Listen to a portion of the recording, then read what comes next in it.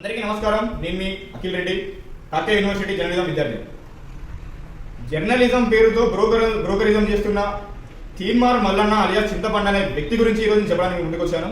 ఒక జర్నలిజం విద్యార్థిగా journalism ethics and values దెబ్బతీస్తూ ఆ జర్నలిజాన్ని వ్యాపారంగా మార్చుకుంటున్న తీన్మార్ మల్లిగాన్ని నిలదీయడానికి నేను ముందుకు వచ్చాను. ముఖ్యంగా వరంగల్, ఖమ్మం, నల్గొండ గ్రాడ్యుయేట్ ఓటర్లారా కళ్ళు తెరవండి.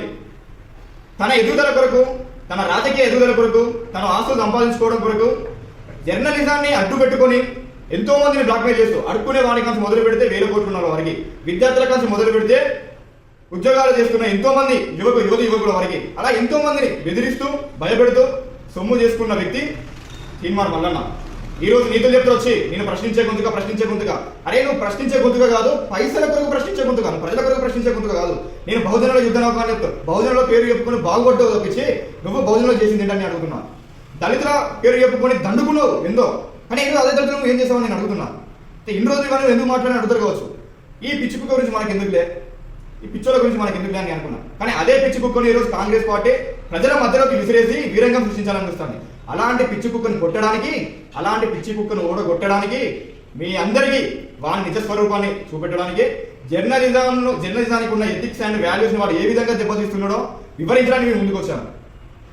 గ్రాడ్యుయేట్ ఓటర్లారా, మనం చదువుకున్న వాళ్ళం, మనకు ఎంతో కొంత తెలివి ఉన్నది, మనం మూర్ఖులం కాదు మూర్ఖులకు ఓటేయడానికి.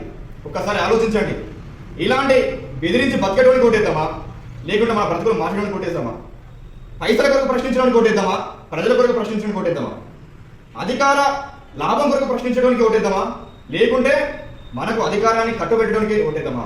మన గొంతుకై శాసన మండలిలో ప్రశ్నించేటువంటి కొరకు ఓటేద్దామా? మరి వాళ్ళ కొరకు వెళ్దామా? ఒక్కసారి ఆలోచించాల్సిన అవసరం ఎంతగానో ఉంది. తీన్మార్ మల్లన్న గుర్తుపెట్టుకో, ఈ రోజు నుంచి నీ భరతం పడతా.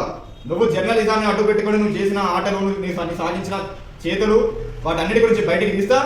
ఒక జర్నలిజం విద్యార్థిగా, జర్నలిజంని గౌరవించే ఒక సాటి మానవునిగా, జర్నలిస్ట్ని గౌరవించే ఒక సాటి మనిషిగా నేను చెప్తున్నా బిడ్డ, నువ్వు ఈ రోజు కాంచి నువ్వు ఎక్కడికి పోయినా, నువ్వేం మాట్లాడినా నీ ప్రతి మాటకు కౌంటర్ ఇస్తావు. నువ్వు చెప్పే ప్రతి మాటకు నిజాలు తీసుకొచ్చి బయట పెడతావు. నువ్వేంటో, నీ బతుకేందో ఈ ప్రజలకు చూపిస్తా.